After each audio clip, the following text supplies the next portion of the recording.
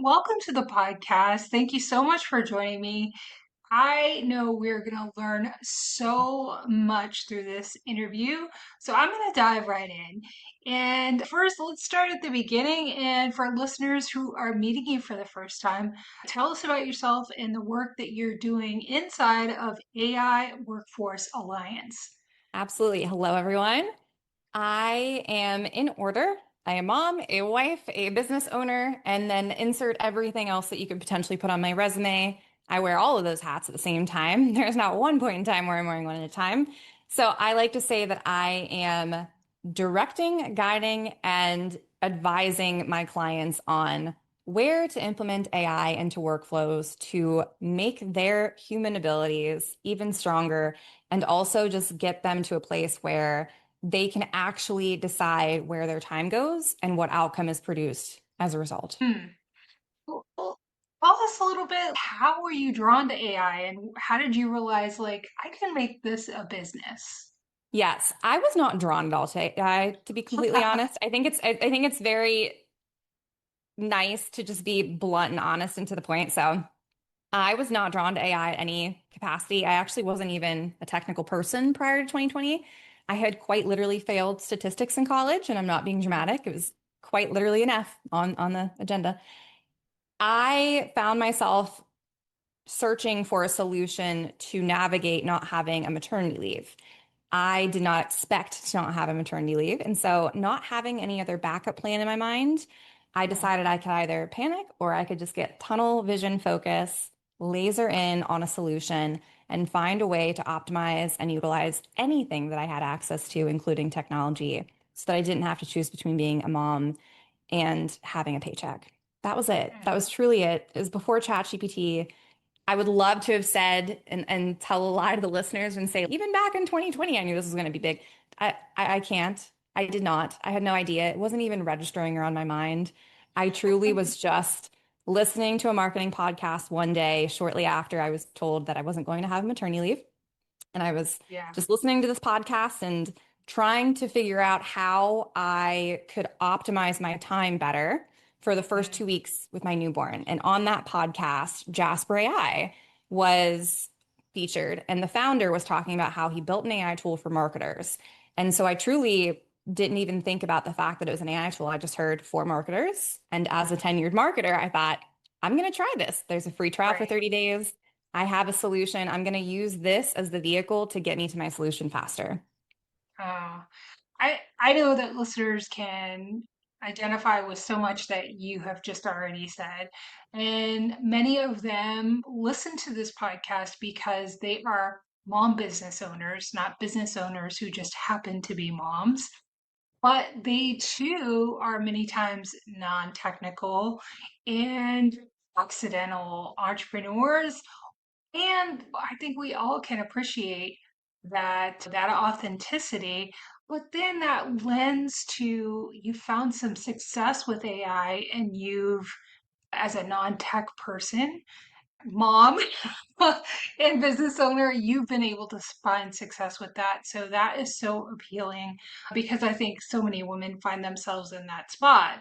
So tell us, what do you wish more women understood about AI? Because there is this gap that I was mentioning before we hit record, that a Harvard study has shown that women are using AI at 25% less pace than men. Given that you are a non-tech entrepreneur who was looking for a solution and you found AI and you've now found great success with it, what do you wish more women knew about AI? I wish more women knew that this is one tool and one vessel to get to the outcome that we want faster, easier. Hmm. It's an amplifier. And what that means for one person does not mean it has to mean the same thing for you. I know people that go all in on AI, everything's AI. Right. Personally, that's not for me. That's not how I look at it. I don't believe in an all or nothing type of a setup. So, as a mom, a lot of my foundational family rules are the same rules and procedures that were taking place before AI. And I'll give you great examples of this. There will never be photos of my son online.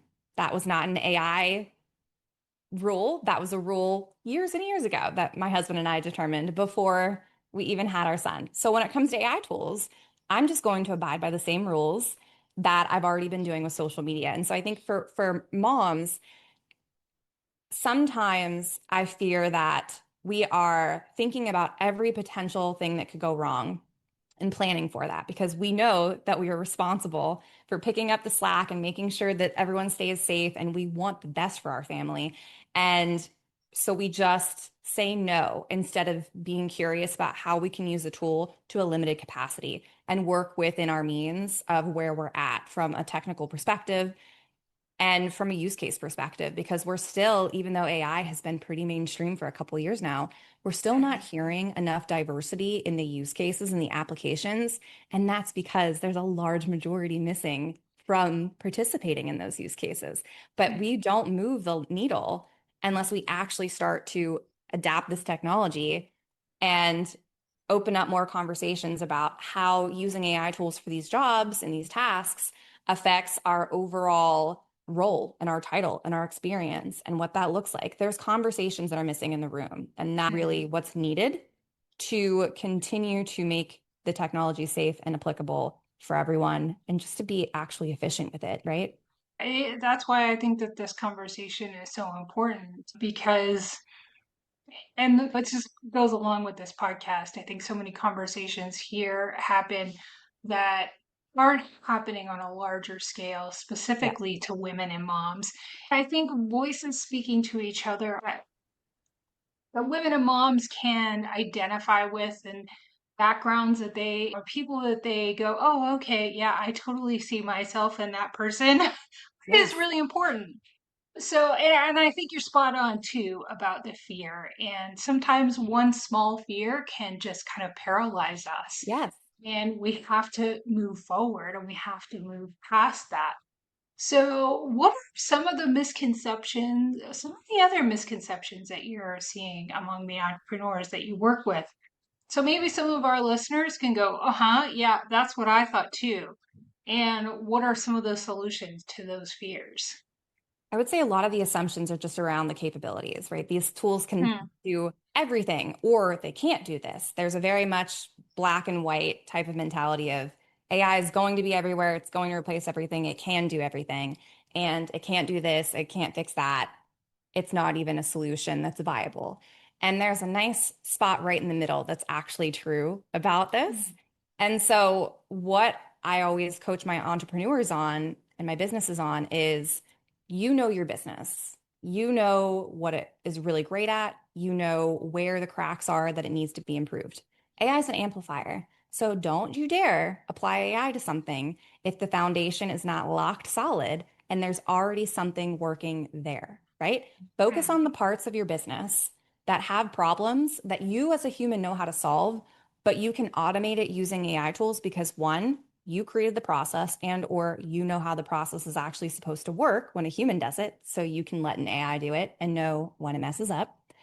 Or use AI to solve for tasks that are monotonous, brain fatigue, that are actually getting in the way of you having more strategic conversations, more important conversations on aligning stakeholders, whether it be technology and how it affects roles and their jobs, or just being comfortable enough to interrogate broken processes and systems. 90% of the work that I'm doing is, and this relates to moms, right? Is having change management conversations, 90%. And I'm Hmm. building these solutions, mind you. I am building AI solutions, but 90% of the work that I'm actually doing is having conversations because the technology is only as good as the behavior change that accompanies it. And Hmm. this goes back, right? We repeat history over and over and over again. In the computing age, it took, I believe it was anywhere from 10 to 15 years before productivity numbers actually started showing up as a result of computers. And it was because people weren't changing their workflows. And so it makes sense that we start having more conversations about whether something's working in our business to begin with and doing it in a very neutral place of there's not something wrong with you. If something's not working and you are the person in charge of that task, that doesn't mean necessarily that it's your fault or this role should not exist or we need to reinvent the wheel. It just means we're going to take a second, we're going to put fear aside, and everyone is going to put on their founder hats. And we're going to treat this business like we are all invested founders in it and pinpoint and interrogate everything that is an inefficiency. And from that list, we are going to decide, okay, if we're looking at a 4 square quadrant and on the Y axis, it's risk, and on the X axis, it is ROI. What are the specific interrogated friction points we identified together? Where do they fall in that quadrant, right? Are they high ROI and high risk? There's going to be some that are high ROI and low risk. Start there. Start with the low risk, high AI ROI, or even the low and low, right? Something that feels comfortable and just start to actually drive business value using these tools to one, prove that you can, two, normalize that these solutions do work when they're applied correctly with communication, and then three, to build up that trust and rapport with yourself as a user and with the organization on what can we do next? What's more? We're just scratching the surface when we begin to have these conversations. So it's usually, I would say, a year, 2 years in before businesses truly do start to optimize. And that's 2 years of them doing this in practice. I just, there was so much in what you just said. You're just saying, start to look at the risk and the reward. And I think a lot of people who don't even haven't started to incorporate AI other than maybe even like ChatGPT or something like that, they may not know where to begin. And I think that that beginning probably has to start with understanding the tasks that AI can do to improve our life and our businesses. So, can you talk about that? Where somebody can start, and what are some of the tasks that we can begin to think to offload? Sure. So I like to name the tasks that will immediately provide you with more time to start to actually look at what the business is actually going through and where more changes could be helpful if technology is applied. So my use cases are always triaging your inbox. And I'm not just talking labeling it and putting it in a folder. I'm talking you can change the color of the emails in your inbox based on who the sender is, because if they're more strategic stakeholders and you need responses right away, you want those emails when you're looking at your inbox to be red. You want them to have flags. You want them to be on your calendar if they're going to take longer responses so that you don't have to go through your inbox every morning and get it down to zero before your real work begins. Okay. That's my first use case. My Mm. second one is always around optimizing my schedule. And so, what I really like to do, again, I named one of them, but I love to use AI tools to take my emails that already have been defined as needing longer answers, negotiation emails, things that I need to reread emails for context on. I like to use AI to automatically take those emails and put them as calendar blocks so that when I'm looking at my calendar and I'm looking at what meeting I have next, it actually shows up as a meeting. But when I click on it, all the other emails, all the attachments, anything historically that I would need to reread for context to respond to that email is within that block. So now, not only am I triaging automatically, but my calendar blocks, I never have to leave my calendar. I have all the context historically. I'm not going in between browsers. And then the third use case that I really like is to automate a newsletter style wrap up at the end of the week so that I know the outcomes that I drove because of the tasks that I do, right? We all love to write down our tasks, and we should, but we don't Mm. talk enough about the outcomes that we drive. And that's ultimately what ends up on your resume. And so normalizing that conversation with myself, with my stakeholders as a consultant, I like to repetitively remind them of the outcomes that I'm driving because I know they're not looking at what I'm doing and Mhm. saying, oh, Ashley's really great because she sent me an email and she did this and she did that. They don't care. They do care about the outcomes that I created. And they're never going to tell me that they want me to tell them that because they don't even know, but they should know. And so I like to do that. And for myself, it's like a little star chart. Yeah, I think that's an incredible idea. And I actually do that in the margins of my calendar, but I have to think about it. Yes. And so I really love that idea. That's fantastic. And what are some specific ways that AI can help moms and all the other things that we do outside of our businesses also reclaim some of our time? Yes. Okay. So I don't know a time when I'm with my son that I actually have my hands free and available. So the voice feature on my phone, I have Claude as an app on my phone. And let me tell you, I don't ever want to see my usage. I'm good. Like I don't ever want to see how much I'm using it.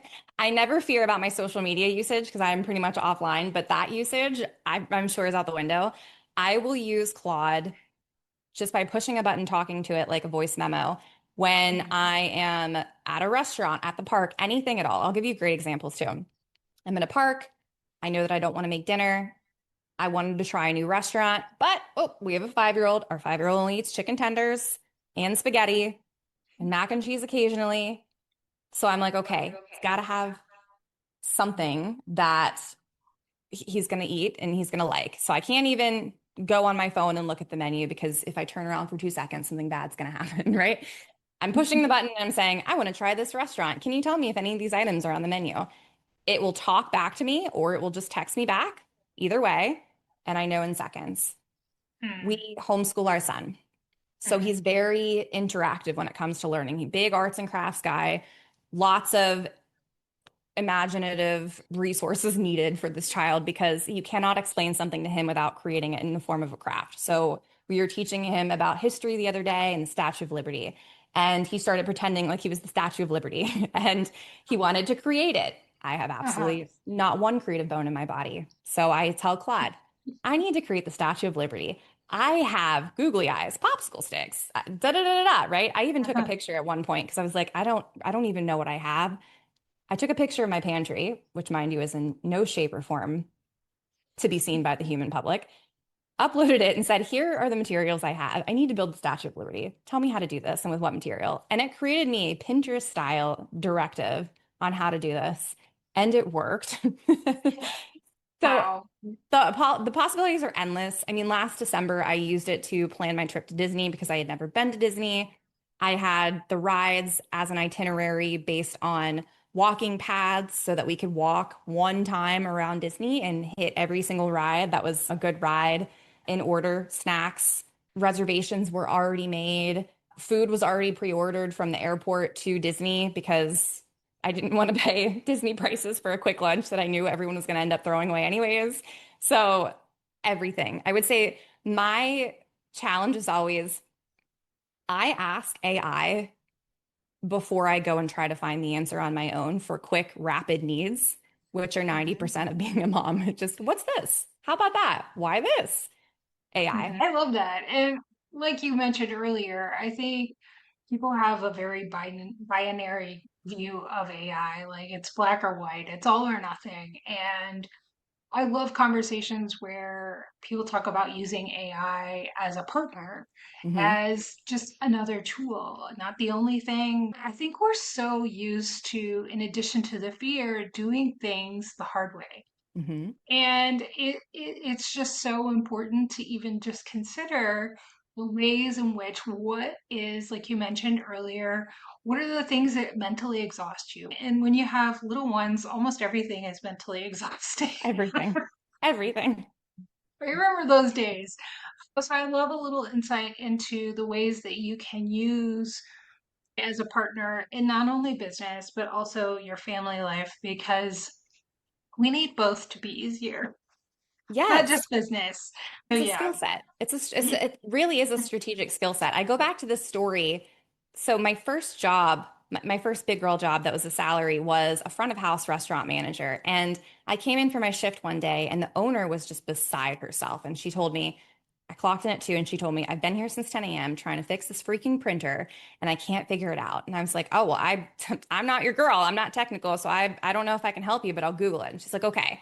So she walked away to go handle something for 5 minutes. I literally went online and Googled, here's the printer. How do I fix it? And it gave me instructions. And she came back and she was like, how did you figure that out? I've literally been spending hours on this. And I said, I just Googled it. And she was so shocked that I was able to find the answer so quickly, but it's really a behavior change of you don't have all the answers, and that's Mm, okay. But that is so insanely uncomfortable, especially as a mom. And I think that if we can just start to put that fear away and name it too, actually speak a name to it and say, okay, I want to know everything and I'm afraid that I don't, it gets incrementally easier to use other solutions as vessels to help you get what you want faster. Yeah, that's spot on. And it's not only that we have to know it all, but we also have to do it all. We can't ask for help or have a tool. Somehow it's cheating. I know we've talked Yeah. about that on the podcast too. Like, oh no, I can't use AI. That's cheating. But Right, right. you don't get a medal at the end of life for No. doing things the hard way. So yeah, I love that reminder. I think it's really important. Can you talk about some of the systems you've also created using AI and how that's improved your business and your life? Because I think it's important too to not just think about one-off kind of situations, but systematizing some things, Yeah. whether it be your marketing or whatnot, to be able to get some of your time back. Absolutely. I try to systemize everything. So the list is long, but I will give you one professional and then one personal example Uh, just to ease the audience so that they don't have to hear me ramble. I would say my professional use case of choice would be that I automated the process of onboarding clients. So mm-hmm, anytime after that discovery call, when they say, yes, I want to move forward, everything from sending the invoice to sending the contract, the reminders to sign the contract and to send and pay for the invoice, to actually, as soon as they send the invoice, getting a follow-up email that takes them through my portal, my onboarding experience, my directions, frequently asked questions. I've automated that whole entire onboarding experience so that as a user, I never have to, if I'm working with someone, make sure that there's any question marks in their head that are not being clarified, right? That's the worst thing that could possibly mm-hmm, happen is what's the best user experience so that they don't have to come to me with any questions. I want mm-hmm. to take that off their plate. And Yeah. that really just started with going through my own onboarding process and putting myself in their shoes. How many buttons did they have to click? Did they have to respond to an email or could they click the link that worked for them? Do they have to fill out their name and email or can they just click the time slot that they want? It populates, it sends them a reminder and it puts it on their calendar. That's the route that I want as a user. So that's the route that I'm going to give my clients. That was probably my favorite use case and still is to this day. From a personal perspective and especially a mom perspective, I would say my husband and so my husband is the stay-at-home dad. He is the majority homeschooler of our son. And so with that comes a lot of checking in. How is the business, but also how's homeschooling? Are we hitting our marks? What are our goals? How's everything with the house, right? Like as soon as you have a house, it's like 90 things break at the same time simultaneously. It is a business. Like owning a home is a business. So, in order to make sure that things didn't get missed and I could take that fatigue off my plate, I automated that every week we have a business meeting and all we do is have a conversation like you and I are now, but we have a note taker on. As soon as that conversation ends, that note taker automatically goes into Notion. It logs our conversation, but it logs it in the format of here were the topics, here were the decisions made, here are question marks that we need to follow up on. It schedules reminders on our calendars to follow up on them. Any bills or anything that like needs an action item to happen, it automatically pulls up that information for us. So we just have to review the email before we send it or review the directions on where to go to pay this or sign up for this sport. It gives us a nice little family digest so that we can focus on, hey, this thing happened and I'm really proud that it happened. I want to celebrate this. I want to make sure that he's really loving the Statue of Liberty. We get him the freaking Statue of Liberty in a toy, right? Like, let's make that happen. But as a mom, it's like I'm just inundated with sticky notes and a million other things. And so I might have forgotten about that if this system didn't exist and if we weren't having like a checks and balances type of a meeting that was automated every week. Mm-hmm. Yeah. Yeah, I think that sounds incredible. That is definitely something I have not implemented in my life because yeah, they sometimes happen, they sometimes don't. Those internal family meetings and yeah, the follow up and there's not a note taker. My husband and I both take notes and You're like, wait, what did we talk about? And then like it just become right, like it just becomes this thing where you right, talk, but then there's no actions, and then you inevitably forget about the talk and have to rehab the right. talk, but still Or no I have to actions. remember to remind him about did you take the Yes. action or what? Yeah. Yes.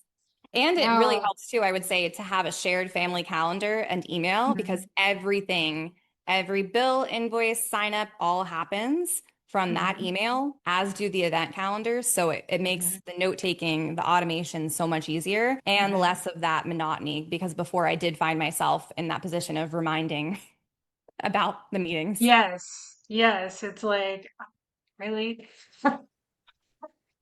No, Yes, that's fabulous. All of those things really free up so much of the little, I think we undervalue or we don't think about the cognitive load of all of those little tasks in your daily life that's it. Yeah. that just constantly weigh us down. And you can feel like at the end of the day, I didn't walk 10 miles, but I am just Yes. exhausted. I haven't As seen the if sun I, in 3 days. That's a problem. right, I forgot to eat Yes. lunch. Yes. Whatever. No, I love Exactly. that. You have helped your clients generate a lot in the pipeline, over 100 million in my notes. What, what separates businesses that scale sustainably and those that burn out? Because we have a lot of conversations about burnout on the podcast, and it's definitely something we're experiencing. But how can we avoid that? There's no avoiding it. It's more so intercepting early and proactively and hiring fast and firing fast, which is a little bit polarizing to say, but it's true. We talk a lot about culture. I think that that's like a big fancy word that people like to put out there without actually identifying the root causes of a bad culture. And for me, it's not firing fast enough, not hiring fast enough, and burning your good people, not having open conversations about change, about how roles could be affected, about reorganizations and how they affect people, and just sending out an email blast with the announcement as and instead not having learning and development budgets because you're not the expert. I don't care how long you've been at the business. You're not the expert. Not one person singularly is. Collectively, you are. And so if you give a learning and development budget and tie it to core capabilities, I promise you, you will see your ROI pay off so much faster because you are then allowing and conveying to your employees that you trust them enough and you're backing it with funding to have them upskill themselves, which is not just good for them, but is also good for the business. And then in return, you are getting their collective skill set back because they are going to tell you what they learned and how they can apply it to the business. Those things have absolutely nothing to do with AI, but that is actually what makes or breaks AI adoption in every single organization.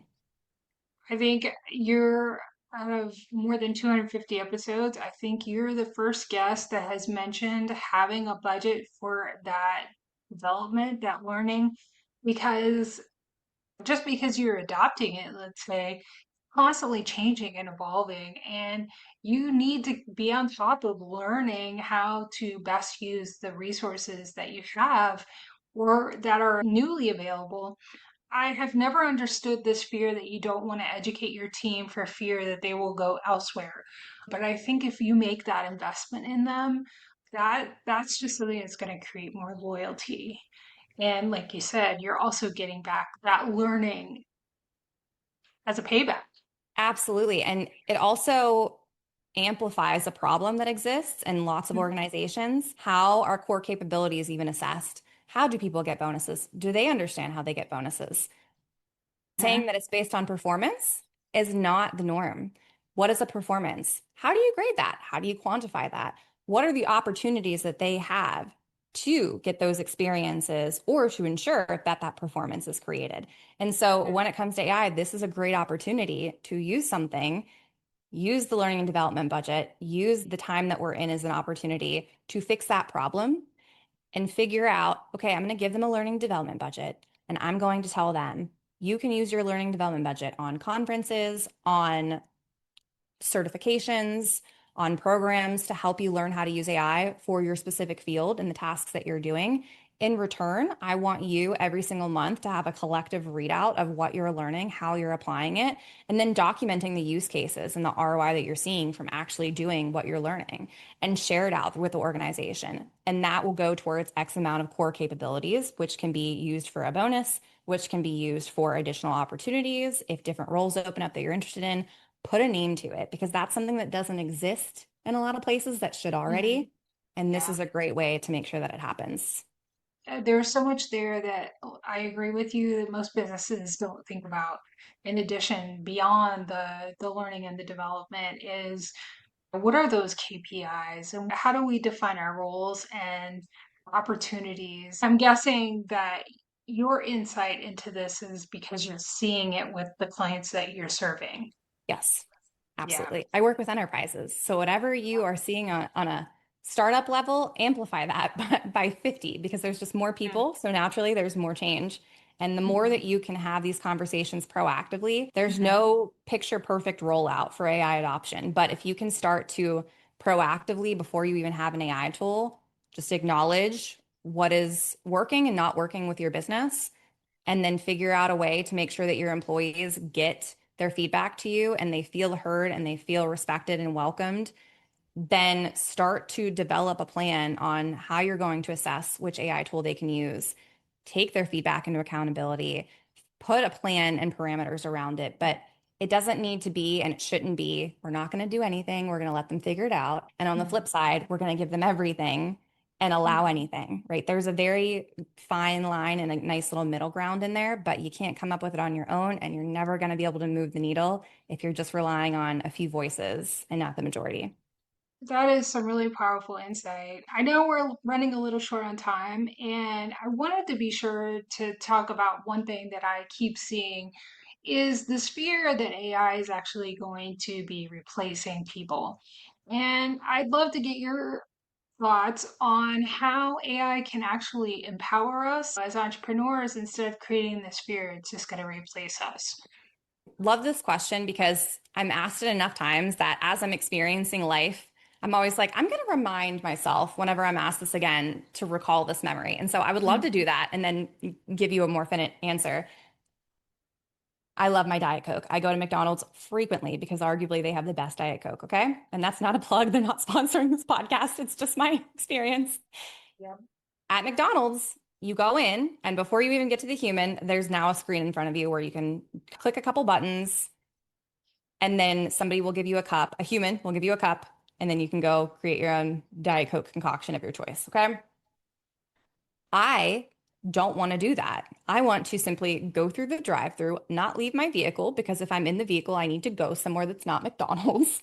And I need to swiftly, without leaving my child in the car, get my Diet Coke and go on to soccer, baseball the rest of my day. I will always go to the drive-through. I will always go to a human that will make my life easier so that I don't have to do something like that, for example. If they were to replace all of the humans and I have to go in and click buttons and get it on my own, that defeats the experience and the purpose. I will buy a soda machine and figure out how to make the best dang Diet Coke possible so I don't have to leave my house, okay? Because that's a feat of its own. So back to your question of is AI going to replace everyone and everything? In terms of jobs. It's going to replace whatever the owner of that business thinks it should replace. Does it mean that it should? Absolutely not. Does it mean that it's going to be better? That the AI is going to do a better job than the human did at that same job? Maybe, potentially, but it is all about whoever owns the businesses and what they're doing. I hear so many times that there's layoffs happening because of AI. And I internally chuckle to myself because if you were building these tools and you knew how much it took of human hours to maintain these, govern these, deploy these, you would laugh hysterically at the fact that thousands of people are getting laid off. I'm doing quotations for anyone not looking, are getting laid off because of AI. There's humans that need to build and maintain and iterate these agents. There are not no humans at any point in time. It is just the talk of the town. It's the hit of the moment. At the end of the day, the business either over budgeted, under budgeted, there was a leadership change. Something happened to cause that layoff that was not AI, but AI sounds a lot better than, hey, we over budgeted for something and did not end up being able to accommodate all of the hires that we brought in for this specific item that we over budgeted for because we under budgeted for headcount, but we over budgeted over here. Yeah. It's not AI. So I think that the challenge we should be telling ourselves is how can we decide collectively what should AI roles look like and where should they look? Because at the end of the day, we're all in it for the user experience. And I will stop doing business with people that don't want to pick up a phone and talk to me if I have a problem. I will not talk to an AI robot and Mhm. continue to click buttons to go through a user experience. And so there's never going to be a point where everything's AI. We don't want that. I totally agree with you. And my experience is not that AI is replacing workers, but it's actually allowing us to do more of what we'd like to do or higher level work, like creating indexes and doing like manual stuff that is just mentally draining. We no longer have to do. It's allowing us to do more of what really matters. You're always going to have somebody there to make sure what the output is correct.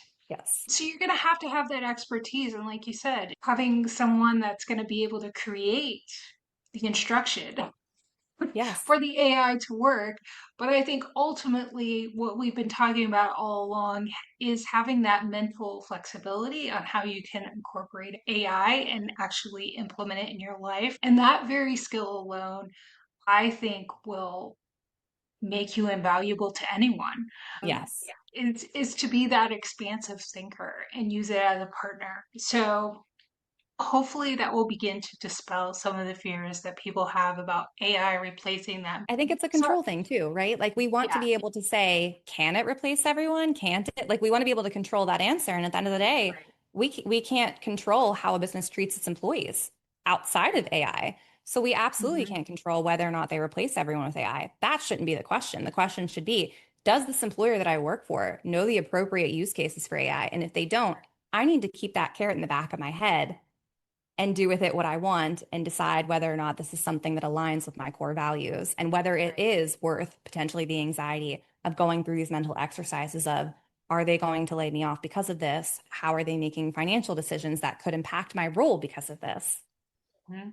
Or start your own business where you are the Exactly. steward of the AI and have great resources like you to help them learn that.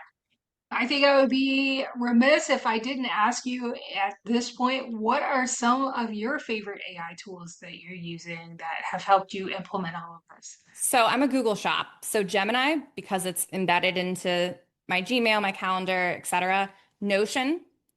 Hmm. Notion is everything to me. I was the biggest hater of Notion for a long time because it's one of those tools where it can be anything that you want, but if you don't know what you want and need, then you're going to hate it because you have to create it. I love it now. I use it for everything. Claude, I would say more of the other tools, Ramp. I really like Ramp. I really enjoy, oh my gosh, it's so much harder to not name everything and just name the ones that like I genuinely think I'm using on a daily basis. But the hard thing is you get used to using them. So then you forget that you're using them Hmm. because it's a part of your workflow. So it's like when someone asks me my favorite song and I know it, but then they ask it and I just completely space out. I would say those are the main ones though. I would say Gemini, because if you're using Gmail, it's in Google, Hmm. Notion to connect everything. Claude is just a sidekick all the time that can be on your phone. And then Ramp for financial information and just automatically being able to give my employees cards. It's not like inherently an AI tool.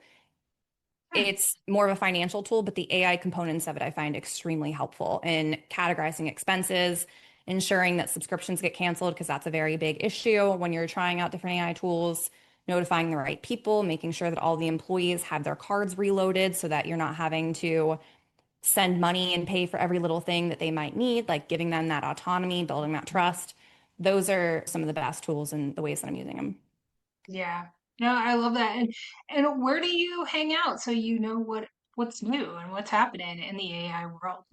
So I would say I'm kind of bad about hanging out these days because there's very few use cases where I haven't been able to solve for. So I'm less concerned about what new tools are on the market because they could just as easily come down. So I don't even know if it's worth my Mm-hmm. time and energy, right? Mm-hmm. Even with Claude, I'm sure a lot of listeners, if they had Claude, saw that Fable 5 was out and then they took it back right away. And now today, still to this day. If you go in there and start a new chat, it's like Fable 5 is unavailable. And it's like, oh, that's a bad user experience, but okay. So I'm less concerned about like what's coming out and more so just what are the tools I have to use every day? If I still like them, do they have AI capabilities? I need to go figure out what those are so that I'm really making my dollar count here.